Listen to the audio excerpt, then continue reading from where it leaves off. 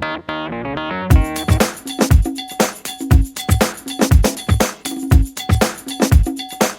guys, this is Sarah from Future Dreams to Reality, and today I have a super quick and easy pancake tutorial for you guys.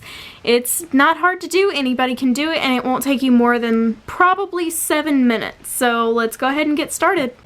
The first thing you want to do for your mega awesome pancakes is turn your burner on your stove. Get your pan pretty hot, maybe high medium range. You gotta find that sweet spot on your own personal stove slash fire slash whatever you're using. You gotta find that sweet spot where it only gets a little bit of brown, that crispy golden color, but still stays light and fluffy without getting burnt.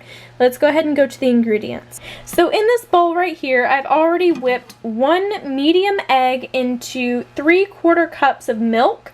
I used 1% milk.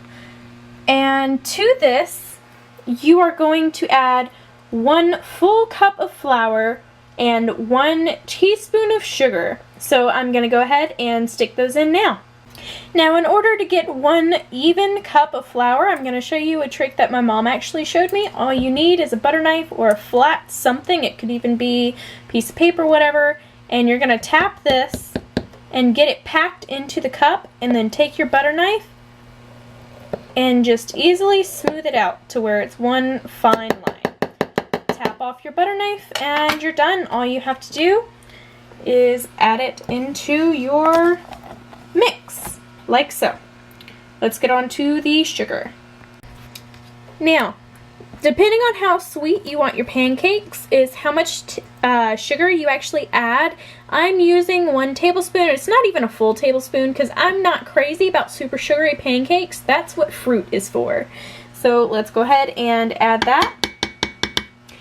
And we'll get on to the oil. Now for the oil, you're supposed to use vegetable oil for the recipe I'm using, but we ran out of vegetable oil, so I'm going to use this olive oil. And you just want to take your tablespoon, and you're going to fill 1, and you're going to fill 2.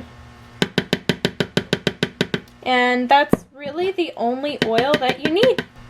Now I'm going to go ahead and mix this up. Different people will do it different ways. I use a spoon first before I go in with a whisk or a fork or something like that to break up the flour clumps and sugar clumps, whatever kind of clumpy goo is in there. But the only whisk I have is like super tiny because it was cute and it was 84 cents. But as you can see, it's kind of clumpy still.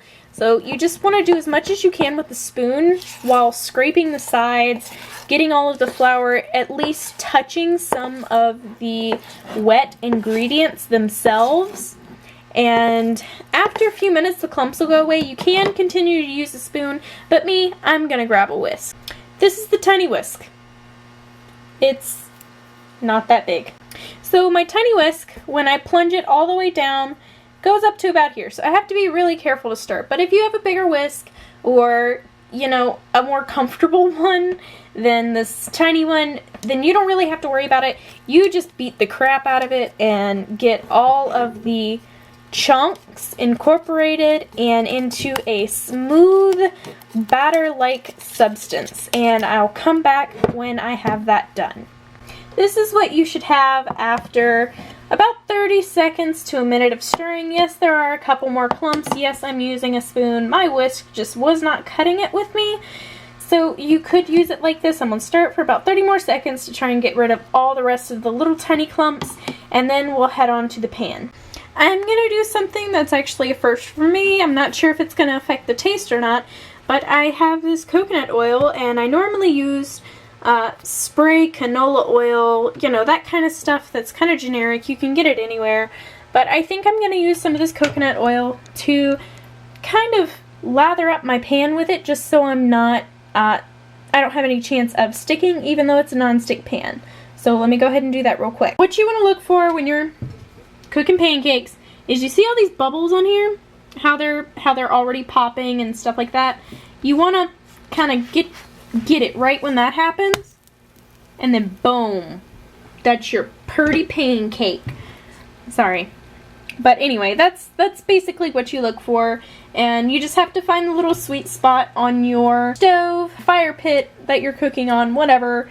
I found my sweet spot, and the little droplets that look like water are actually coconut oil. It works perfectly. Okay, so I'm not endorsed by anybody. I don't get money for putting my videos up, but I do want to make this comment that instead of using syrup that is manufactured with tons and tons of chemicals and stuff like that, why not use honey or agave? And we actually just bought this a couple days ago, and I tried it on pancakes I made 3-4 days ago. Amazing. It tastes exactly like syrup. Melt this with a little bit of peanut butter. Oh my god, you are in heaven. So this is what your end result is. You have no idea how hard it was for me not to take a bite out of these while I was making them, because these are so addicting. That is the one downfall of pancakes. There are 2 other pancakes that I ate that were about this size.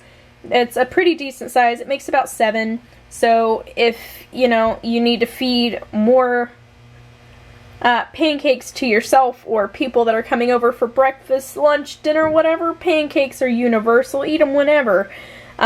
Just double the recipe, triple it, do whatever you need to. It's pretty universal, works for everything.